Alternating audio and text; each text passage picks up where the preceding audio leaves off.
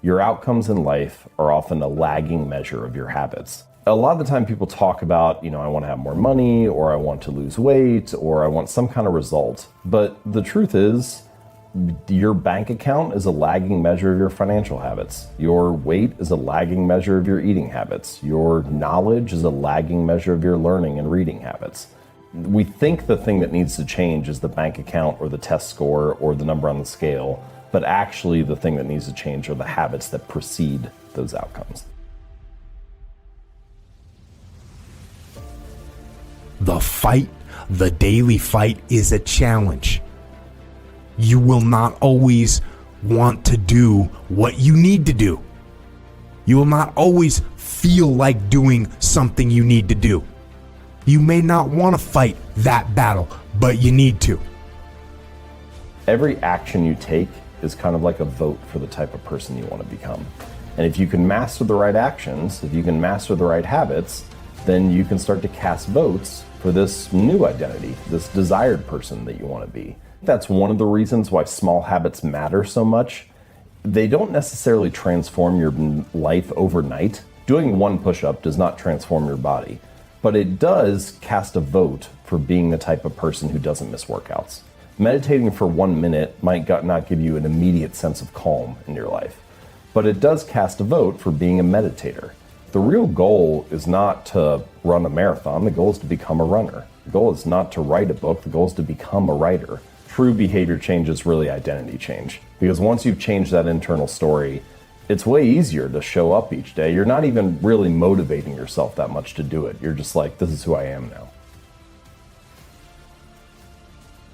Short-term thinking says, the donut tastes good, eat it. Short-term thinking says, one workout doesn't matter, I can skip it.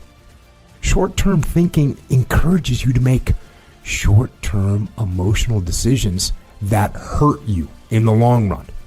And they definitely don't move you toward your overall strategic goals. The more short-term decisions you make, decisions that are based on that immediate gratification, decisions based on quick emotional satisfaction, the further from the path you will stray. Think strategic. Think long-term. Act strategic. Take action that improves your long-term position and moves you toward your long-term goals. Figure out where you want to go. Figure out who you want to be. Figure out what you are trying to do with your life. Write them down. What are you saving for?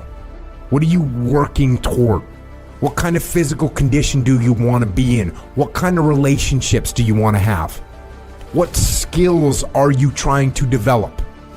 You have to explain to yourself the why. Why do you want to save money? Why do you want to be in that physical condition? Why do you want those relationships, or why do you want those skills? You are your own leader. Give yourself the mission and explain the why behind those goals. Write those things down in simple, clear, concise language. Read it before you go to bed. Read it when you wake up. Read it every day until it is embedded in your brain.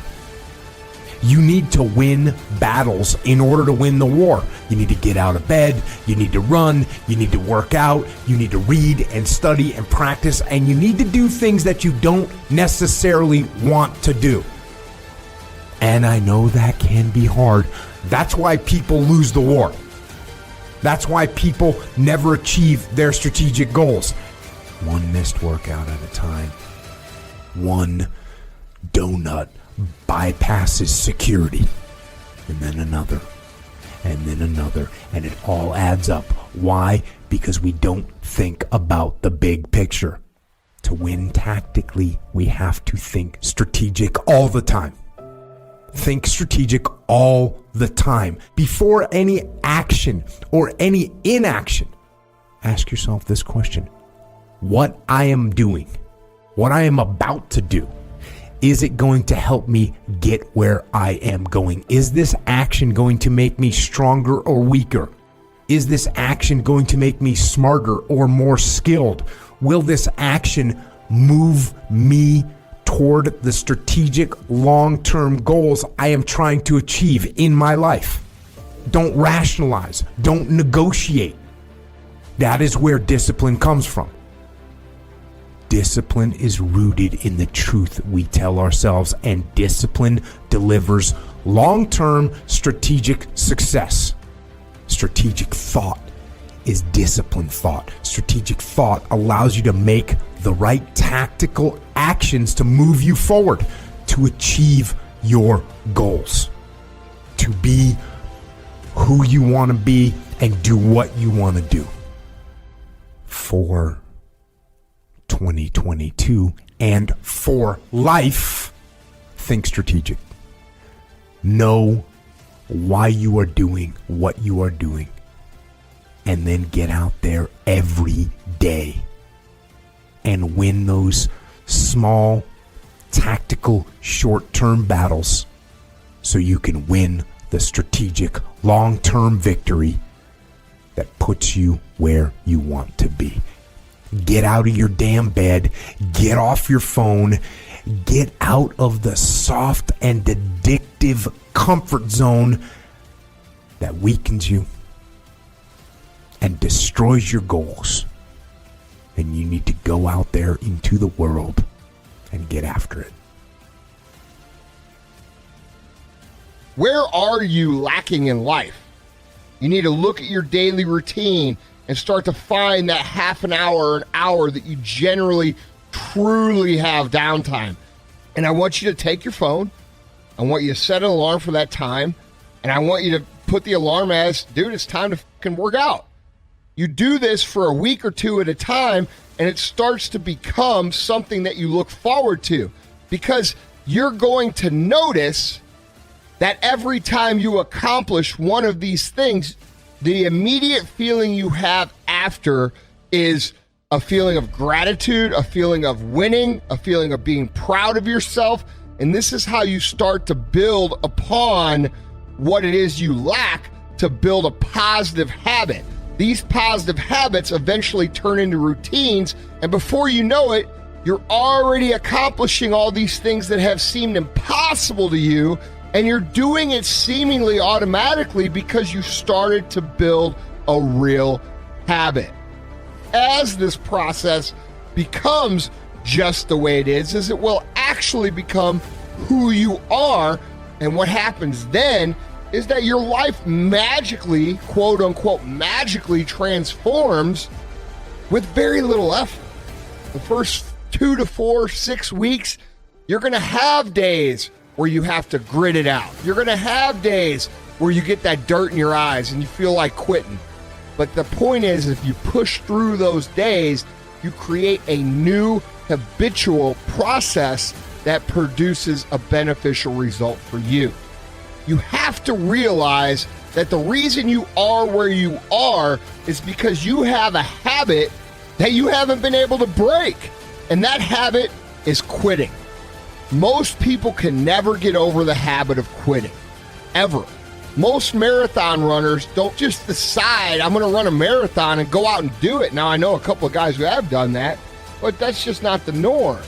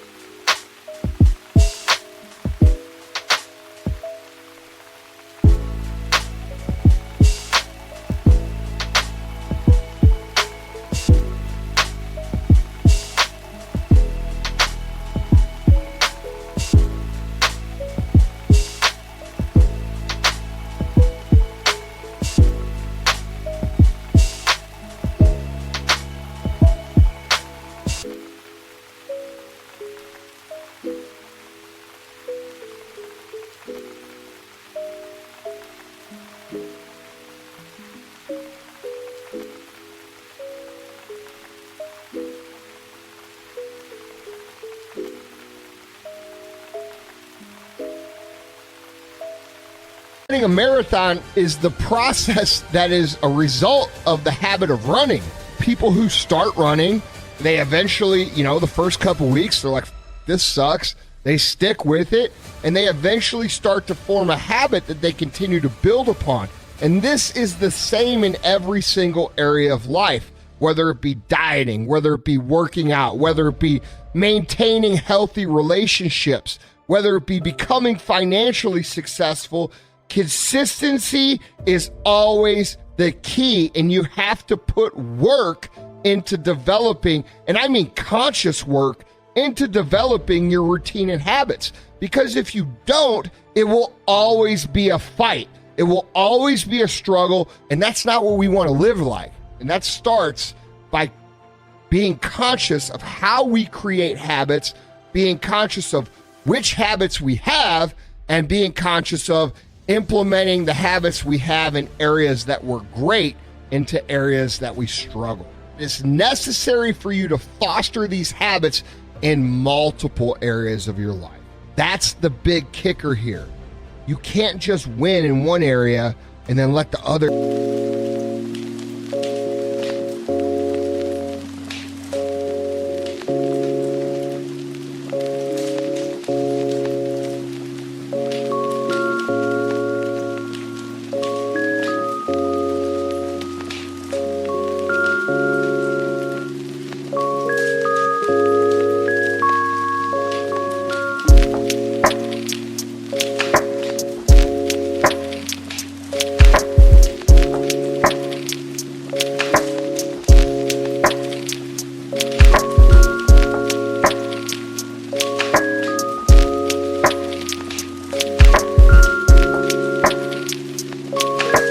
Area go. So instead of just having one area that you're good at, start working on all of the areas and start implementing your systems, and watch these positive habits start forming and these skills beginning to cultivate.